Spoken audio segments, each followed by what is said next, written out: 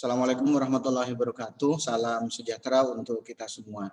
Kembali di channel YouTube saya. Hari ini saya akan membahas tentang protokol jaringan dan komunikasi untuk jaringan komputer. Ini merupakan materi pertemuan kedua di mata kuliah jaringan komputer, di mana materi ini kita akan fokus ke materi tentang OSI layer yang perlu dipahami oleh kita semua. Oke, sebelum saya membahas tentang protokol jaringan komunikasi, terlebih dahulu saya akan membahas tentang tujuan kita mempelajari materi pertemuan kedua ini. Yang pertama, supaya kita paham aturan atau kaidah yang kita gunakan untuk mempermudah komunikasi. Bagaimana caranya device A dan device B bisa saling terkomunikasi. Device A contohnya mengirim data dari device A itu sendiri agar nanti masuk ke device B. Selanjutnya nanti bisa diterima oleh si device B itu sendiri. Oke, yang kedua, menjelaskan peran protokol dan standar organisasi dalam mempermudah interoperabilitas dalam komunikasi jaringan. Terakhir, nanti menjelaskan bagaimana perangkat dalam jaringan, khususnya dalam local area network, mengakses sumber daya dalam jaringan bisnis menengah ke bawah. Ini merupakan tujuan dari materi perkuliahan di pertemuan kedua ini. Oke, sebelum saya bahas tentang OSI layer, yang perlu kita pahami adalah protokol komunikasi. Oke, komunikasi itu sendiri apa? Kalau seperti yang kita lakukan, kita bisa berkomunikasi dengan orang lain, kita bisa berkomunikasi dengan antara satu orang dengan orang yang lainnya. Tentunya ada beberapa faktor yang nantinya akan masuk dalam kategori komunikasi itu sendiri. Yang pertama tentunya syarat pertama harus ada yang namanya end device-nya. Dalam hal ini adalah orangnya, minimal ada 2 orang. Selanjutnya ada yang namanya message atau pesan. Pesan yang nantinya akan dikirim dari orang pertama ke orang kedua. Berikutnya ada yang namanya transmitter. Transmitter di sini merupakan sinyalnya. Sinyalnya sampai nanti diterima oleh si receiver itu sendiri. Oke, untuk transmitter itu sendiri atau sinyal itu sendiri, kalau di jaringan nanti disebut dengan media transmisi jaringan.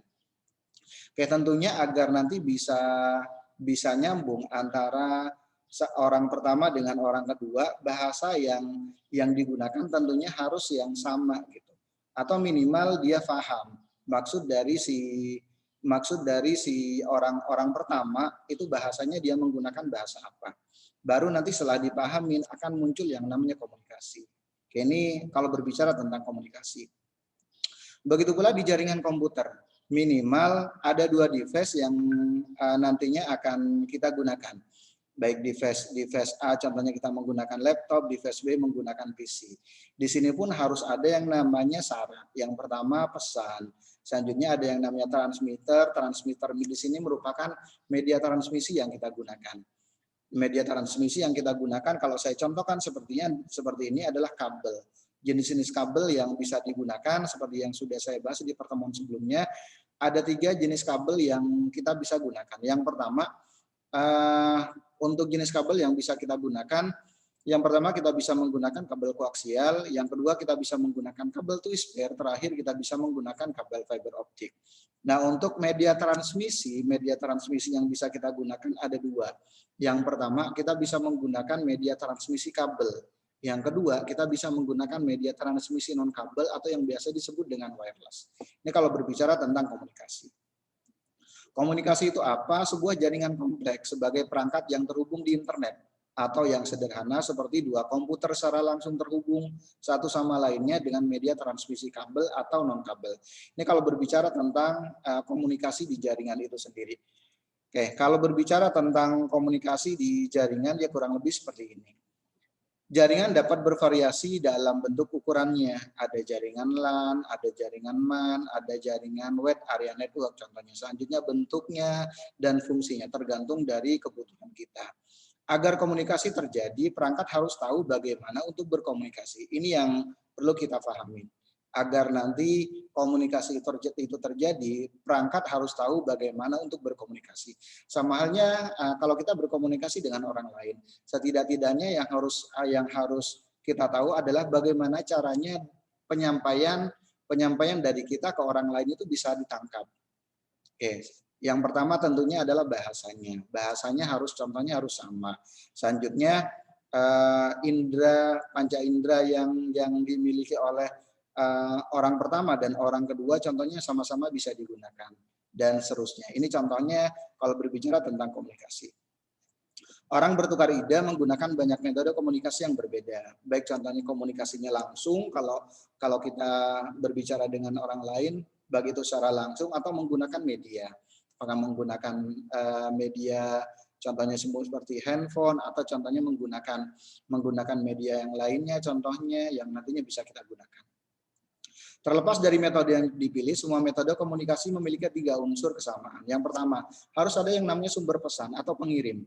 Sumber pesan adalah orang atau perangkat elektronik yang nantinya bisa kita gunakan. Yang kedua, di samping ada sumber pesan atau pengirim, tujuannya atau yang biasa disebut dengan penerima pesan itu sendiri. Yang terakhir, saluran. Kalau berbicara tentang saluran, berarti media transmisi yang nantinya akan kita gunakan. Seperti yang sebelumnya sudah saya bahas, ada 2 jenis media transmisi yang digunakan di jaringan, baik menggunakan jaringan kabel atau menggunakan jaringan wireless. Terdiri dari media yang menyediakan jalur di mana pesan perjalanan dari sumber ke tujuan. Dari sumber ini masuk ke tujuan, dia menggunakan media transmisi apa.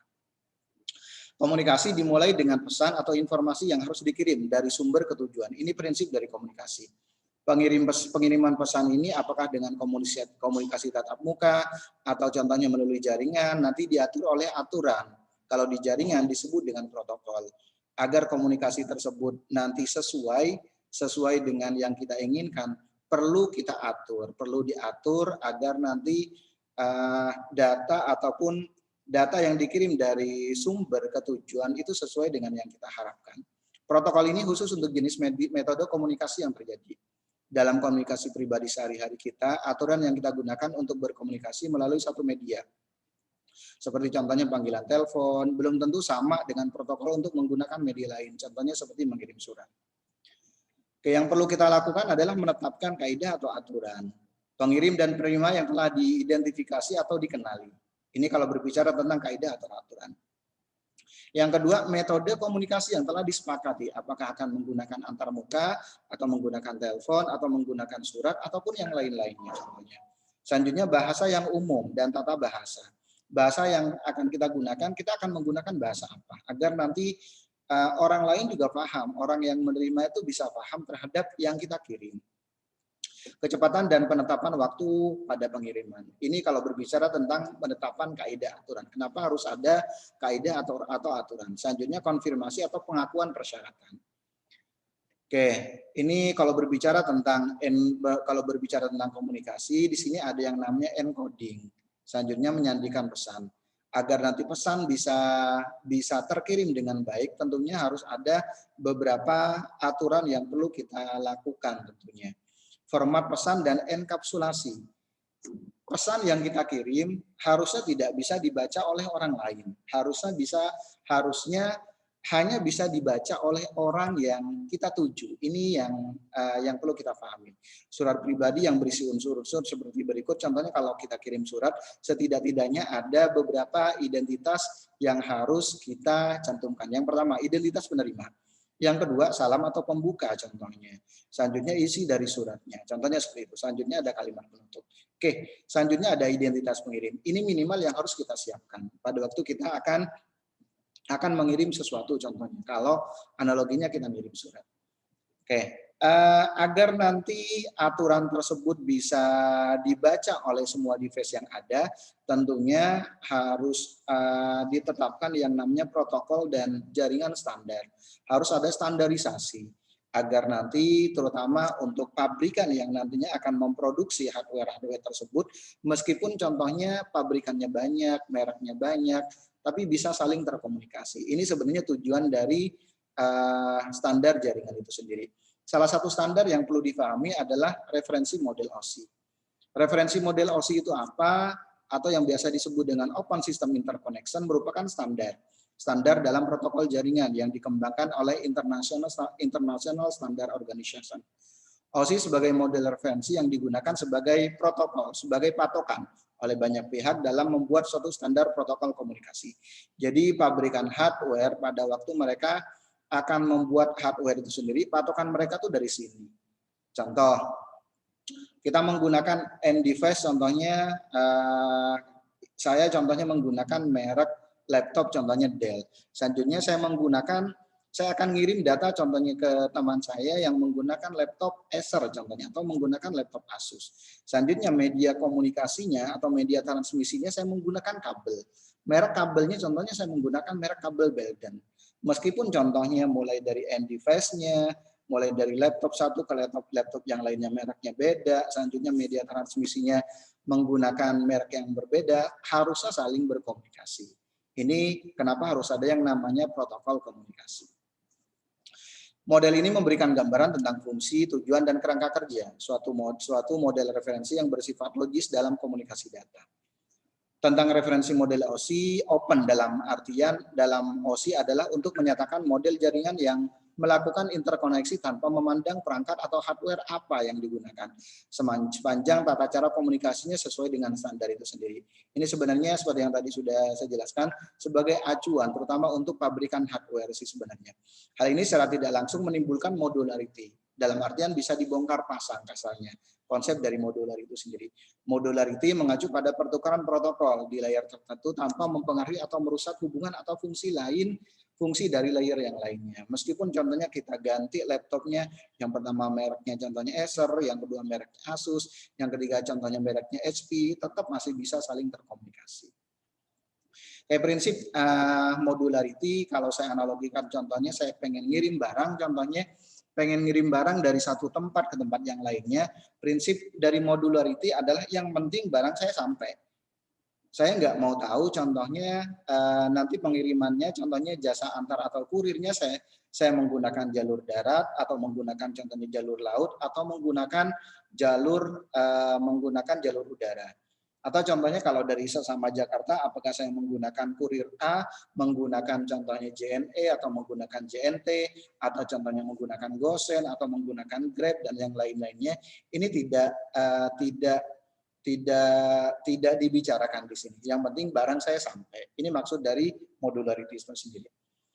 Modularity pada level transportasi menyatakan bahwa tidak penting bagaimana cara paket sampai ke pesawat. Yang penting paket untuk sampai di pesawat dapat dikirim melalui truk contohnya atau kapal. Masing-masing cara tersebut pengirim tetap mengirimkan dan berharap paket tersebut sampai contohnya di Toronto. Pesawat terbang membawa paket ke Toronto tanpa memperhatikan bagaimana paket tersebut sampai di pesawat tersebut. Ini konsep dari modularity. Oke, tentang mereferensi model OSI, di sini ada 7 referensi model OSI. Mulai dari yang pertama ada yang namanya physical layer, selanjutnya ada data link, ada network layer, ada transport layer, ada session layer, selanjutnya ada presentation layer, terakhir ada yang namanya application layer. Oke, di sini pun ada beberapa protokol yang ada di masing-masing layer. Yang paling bawah disebut dengan physical layer. Physical layer nanti implementasinya contohnya ada konektor RJ45 atau contohnya ada LAN card dan yang lain-lainnya. Sampai nanti ada di application layer bisa kita nikmatin. Contohnya saya bisa membuka domain contohnya unsada.ac.id, bisa buka portal unsada.ac.id dan yang lain-lainnya. Ini kurang lebih ada 7 lapisan dari referensi model OSI. Yang pertama yang akan saya bahas mulai dari layer yang pertama adalah physical layer. Ini biasa disebut dengan binary transmission. Physical layer di sini mentransmisikan serangkaian bit yang merupakan kombinasi dari angka 0 dan angka 1 melalui media transmisi. Hanya bisa digunakan untuk penyedia jalur sinyal data saja tanpa bertanggung jawab jika terjadi kerusakan data. Ini prinsip dari physical layer. Contoh protokol layanan dari physical layer contohnya ada RS232 atau contohnya ada Ethernet contohnya yang ada di LAN card itu sendiri. RS232 itu seperti apa? Kalau saya contohkan seperti di sini. Seperti di simulator contohnya saya akan menghubungkan satu device menggunakan media transmisi. Contoh kalau di PC biasanya kan ada dua jenis perangkat yang nantinya bisa kita gunakan. Yang pertama kita bisa menggunakan yang pertama ini RS232. Biasanya di sini merupakan kabel biasa disebut dengan kabel konsol. Yang kedua kita bisa menggunakan fast Ethernet. Fast Ethernet di sini contohnya seperti LAN card biasanya kalau di komputer. Oke, Selanjutnya, untuk yang physical layer mendefinisikan karakteristik dari media yang digunakan. Contohnya seperti jenis media. Jenis media contohnya apakah menggunakan kabel atau menggunakan wireless. Apakah kabelnya koaksial atau UTP atau STP atau fiber optik. Selanjutnya jenis sinyalnya. Apakah sinyalnya menggunakan analog atau digital. Selanjutnya ada yang namanya konektor. Ada konektor RJ45 untuk kabel UTP atau STP. Ada konektor BNC untuk yang kabel koaksial. Selanjutnya ada metode encode atau decode untuk yang sinyal data. Data pada lapisan ini berbentuk sinyal data. Ini contohnya contoh konektor untuk BNC, contohnya selanjutnya ini untuk konektor RJ45. Oke, selanjutnya ini contoh yang ada di physical layer. Kalau di PC contohnya ada perangkat contohnya seperti ini. Kalau yang defaultnya rusak biasanya kita bisa tambahkan ini untuk yang LAN card-nya. Selanjutnya media transmisi contohnya seperti ini, kabel UTP atau STP ini nanti kalau disambungkan dengan konektor kurang lebih akan jadi seperti ini. Oke, ini contoh untuk yang BNC. Berikutnya ini untuk yang wireless card, kita bisa menggunakan model-model seperti ini. Kalau yang ini biasanya digunakan untuk di PC, kalau yang di sini ini biasanya digunakan untuk perangkat-perangkat laptop contohnya. Yang kedua ada yang namanya data link. Data link di sini lebih ke akses to media. Akses ke media. Data link itu apa? Lapisan ini menyediakan link untuk data. Memaketkan menjadi frame agar nanti data yang dikirim bisa dipaketkan dengan baik agar nanti tidak bisa dibaca oleh orang lain. Menyediakan komunikasi dari node ke node, dari satu titik ke titik yang lainnya. Melalui contohnya error control dan flow control. Contoh protokol dan layanan, contohnya ada layanan, contohnya seperti MAC address, atau contohnya menggunakan IEEE. Kalau kita menggunakan media transmisi wireless, contohnya kan mereka menggunakan ini. Atau contohnya frame relay, atau contohnya P3 dan yang lain-lainnya. Data link layer media node yang digunakan untuk menghubungkan jaringan yang mempunyai segmen yang sama. Contoh switch layer 2 atau contohnya repeater kalau di perangkat atau contohnya bridge. Oke, contohnya perangkat-perangkatnya seperti ini. Ini contohnya untuk yang switch layer 2 itu yang hanya langsung bisa ngirim aja tanpa harus contohnya kalau untuk yang switch layer 2 biasanya switch yang unmanageable kebanyakan ya. Kebanyakan yang switch unmanageable. Selanjutnya ada repeater di sini perangkatnya contohnya seperti access point, cuman kita fungsikan sebagai repeater untuk memperkuat sinyal. Ini contohnya untuk yang repeater, perangkat aslinya sebenarnya access point, cuman kita bisa fungsikan apakah akan kita fungsikan sebagai access point atau akan kita fungsikan sebagai repeater. Ini untuk jenis-jenis contohnya access point, contohnya ada yang modelnya seperti ini atau yang bisa kita tempel contohnya contohnya di dinding agar nanti tidak terlalu merusak pemandangan contohnya. Selanjutnya ketiga ada yang namanya network layer. Network layer di sini lebih ke ngebahas tentang data delivery atau route data package-nya nanti akan dibahas. Lapisan ini bertanggung jawab untuk menentukan alamat jaringan, menentukan rute yang harus diambil contohnya selama perjalanan dan menjaga antrian traffic jaringan. Data pada lapisan ini berbentuk paket nantinya. Contoh protokol dan layanan yang ada di network layer, contohnya ada IP atau Internet Protocol, ada ARP, ada RARP atau ICM atau ICMP contohnya. Yang biasanya kita gunakan terutama untuk simulasi, biasanya kan ada yang namanya ICMP. Oke, bertanggung jawab untuk menentukan alamat jaringan mau lewat jalur mana gitu. Ini yang fungsi dari network layer. Menentukan rute yang harus diambil selama perjalanan. Mau lewat jalur atau rute mana agar nanti data tersebut bisa terkirim dengan baik. Menjaga antrian traffic di jaringan, data pada layer ini disebut dengan paket. Meneruskan paket ke jaringan yang benar disebut dengan routing pada prinsipnya. Oke, contoh network layer perangkatnya adalah router biasanya. Baik router-router yang bentuknya router board, contohnya seperti Mikrotik, atau contohnya seperti Cisco contohnya, atau contohnya ada merek lain, contohnya Juniper dan yang lain-lainnya. Yang keempat ada yang namanya transport layer. Ini lebih ke end-to-end connection. Bagaimana end-to-end ini nanti bisa saling berkomunikasi.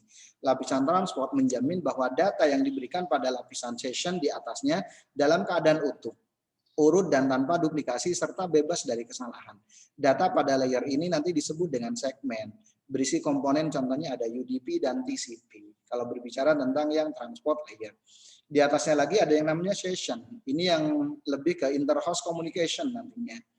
Oke, contohnya untuk yang session layer, contohnya lapisan ini menentukan dua cara terminal menjaga, memelihara, dan mengatur koneksi, serta cara terminal saling berhubungan satu sama lainnya. Protokol yang ada di session layer, contohnya ada OCSP, atau contohnya ada RPCnet, ada AppleTalk protokol, dan yang lain-lainnya. Bertanggung jawab untuk mengendalikan dialog antar node. Suatu dialog adalah percakapan formal di mana dua node sepakat untuk bertukar data. Komunikasi dapat berlangsung dalam 3 mode. Contohnya bisa menggunakan contohnya simplex, contohnya seperti pager atau saluran TV, atau contohnya radio. Ini kan harus gantian. Atau yang kedua bisa menggunakan half duplex. Kalau yang half duplex biasanya contohnya seperti HT. Oke, kalau yang simplex biasanya cuma satu saluran. Dia hanya bisa dengerin aja. Contohnya kalau di perangkat contohnya pager atau saluran TV atau radio. Jadi komunikasinya satu arah kasarnya. Atau contohnya kalau kita melihat di yang ada di YouTube contohnya. Selanjutnya ada yang namanya half duplex. Contohnya kalau seperti di HT. Ini kan harus gantian. Terakhir ada full duplex, contohnya seperti telepon atau HP, atau contohnya pada waktu kita menggunakan perangkat-perangkat, contohnya seperti pembelajaran, contohnya seperti menggunakan Zoom atau menggunakan Google Meet, ini kan bisa gitu, yang full duplex. Selanjutnya ada yang namanya presentation. Ini lebih ke data dipresentasikan nanti seperti apa gitu. Lapisan ini bertugas untuk mengurusi format data yang dapat dipahami oleh berbagai macam media, mengkonversi format data sehingga lapisan berikutnya dapat memahami format yang diperlukan untuk komunikasi. Contoh format data ini, contohnya datanya nanti dibuat dalam datanya apakah bentuknya adalah JPEG atau contohnya ASCII atau GIF atau MP3 atau MP4 contohnya. Ini yang ada di presentation layer. Selanjutnya yang terakhir ada yang namanya application layer. Ini lebih ke network process to application-nya nanti, ke interface-nya, ke rancangan user interface-nya. Application layer contohnya lapisan ini menyediakan program untuk aplikasi pengguna. Lapisan ini nanti bertanggung jawab atau atas pertukaran informasi antara program komputer itu sendiri. Contoh protokol-protokol yang ada di application layer contohnya ada FTP, ada Telnet, ada untuk ngirim atau menerima email, SMTP, HTTP, contohnya buat mengakses browser, atau selanjutnya ada POP, ada WWW, selanjutnya ada web browser, dan yang lain-lainnya. Layer yang berhubungan langsung dengan pengguna, menyediakan fasilitas layanan jaringan kepada pengguna, kepada aplikasi pengguna. Lebih ke apa yang nantinya akan bisa dilihat. Contohnya protokolnya HTTP, contohnya FTP atau SMTP, ini yang lebih ke email. Selanjutnya POP3 ini lebih ke ngirim atau nerima email. Atau contohnya lebih ke untuk ngirim pesan contohnya. Contoh pada waktu kita membuka contohnya portal unsada.ac.id, otomatis nanti akan muncul yang namanya HTTPS. Ini harus kita buka protokolnya agar nanti bisa dipakai apakah menggunakan HTTP atau menggunakan HTTPS. Atau contohnya untuk upload dan download. Kita bisa menggunakan contohnya aplikasi yang ada di klien namanya FileZilla. Jadi nanti kalau kita menggunakan FileZilla, nanti di sini kita bisa bagi contoh seperti ini. Sisi yang sebelah kiri disebut dengan sisi klien. Selanjutnya sisi yang sebelah kanan disebut dengan sisi server. Kita bisa download atau ngupload data dari atau ke server. Oke, ini prinsip dari Open System Interconnection, contohnya dari device A ke device B. Mulai dari yang terlihat adalah application layer, selanjutnya nanti akan turun contohnya sampai ke physical layer, baru nanti akan dikirim contohnya masuk ke device B melalui physical layer, sampai nanti bisa diakses oleh physical layer yang ada di device B. Ini contoh prinsip dari data encapsulation dari sendernya, dari pengirimnya, mulai dari application sampai nanti ke physical layer-nya, sampai nanti ke receiver-nya, mulai dari physical, bentuknya bit, selanjutnya nanti ke data link, sampai nanti ke application layer. Ini prinsip dari enkapsulasi dari transmitter sampai ke receiver-nya. Ini kurang lebih untuk penjelasan materi pertemuan kedua tentang OSI layer, di mana OSI layer di sini merupakan suatu protokol komunikasi standar yang bisa kita gunakan. Salah satu tujuan dari OSI layer yang ada 7, mulai dari physical layer sampai nanti application layer, salah satu fungsinya adalah sebagai acuan dari protokol komunikasi. Salah satunya ditujukan untuk pabrikan hardware. Meskipun mereknya beda, tapi harusnya saling berkomunikasi satu sama lainnya. Oke, demikian penjelasan dari materi pertemuan kedua di sini. Mohon maaf kalau ada kata-kata yang kurang berkenan. Saya akhiri. Assalamualaikum warahmatullahi wabarakatuh dan salam sejahtera untuk kita semuanya.